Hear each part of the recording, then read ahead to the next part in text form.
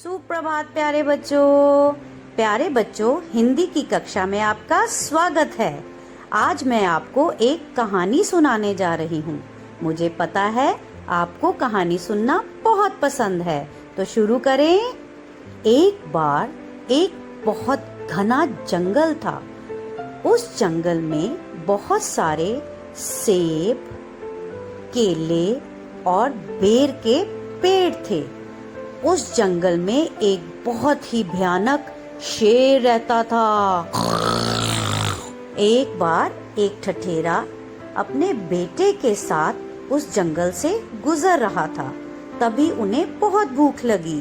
पिताजी, मुझे बहुत भूख लगी है, कुछ खाने को दो ना।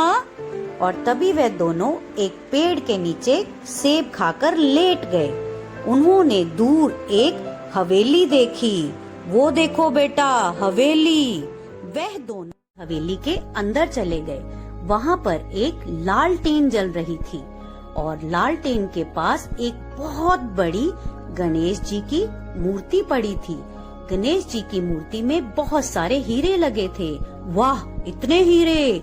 जैसे ही ठठेरे ने मूर्ति से हीरा उतारने की कोशिश की, एक शेर आ गया। वे दोनों डर गए और घबराकर शेर के आगे गिड़गिड़ाने लगे। शेर महाराज, हमें मत मारो, हमें छोड़ दो। भगवान के लिए हमें मत मारो, हमें जाने दो। शेर ने उन्हें कहा, अगर तुम ये हीरा उतार कर मेरे माथे पर लगाओगे तो मैं तुम्हें छोड़ दूंगा, मैं तुम्हें जाने दूंगा, मैं तुम्हें कुछ नहीं करूंगा। ठठेरे ने ऐसा ही किया और उसने वह हीरा जैसे ही शेर के माथे पर लगाया तो शेर एक देवता के रूप में बदल गया और कहने लगा, तुम्हारा बहुत बहुत धन्यवाद। मैं एक देवता हूँ। एक साधु बाबा के श्राप के कारण मैं कई वर्षों से इस जंगल में शेर बनकर घूम रहा हूँ। आज तुमने मुझे मुक्ति दिलवाई है। तभी देवता ने अपनी हथेली आगे की तो उनकी हथेली में बहुत सारे हीरे जवाहरात आ गए। देवता ने वह सब ठठेरे को दे दिए और उसका धन्यवाद किया। आपका बहुत बहुत धन्यवाद, ये सब हीरे जवाहरात आपके लिए हैं। और देवता वहाँ से चले गए। ठठेरे ने वह सब हीरे जवाहरात खुशी खुशी लिए और खुश होकर अपने बेटे के साथ रेलगाड़ी में बैठकर अपने घर वापस लौट गया।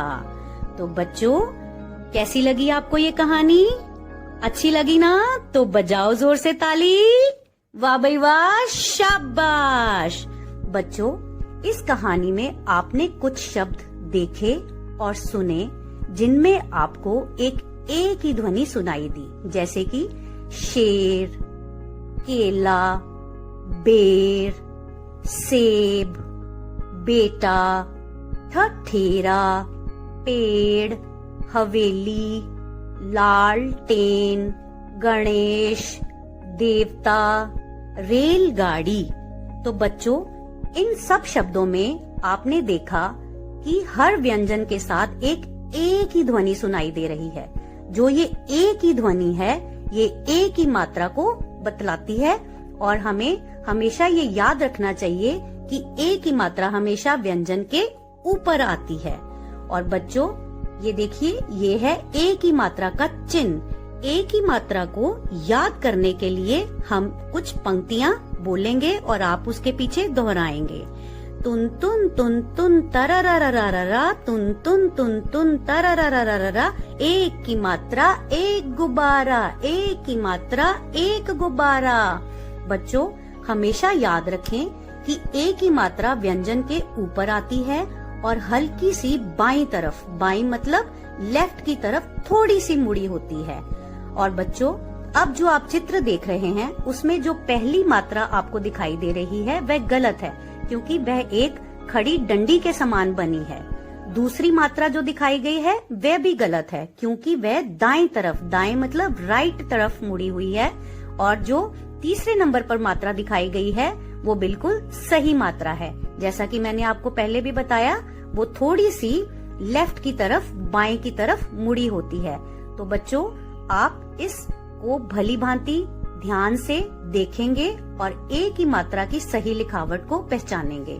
मैं आशा करती हूँ कि आपको ए की मात्रा का सही उच्चारण, प्रयोग और इसकी लिखावट समझ में आ गई है और अब आप ए की मात्रा पर आधारित सभी शब्दों को ध्यान से पढ़ेंगे और ए की मात्रा का सही उच्चारण भी सीखेंगे।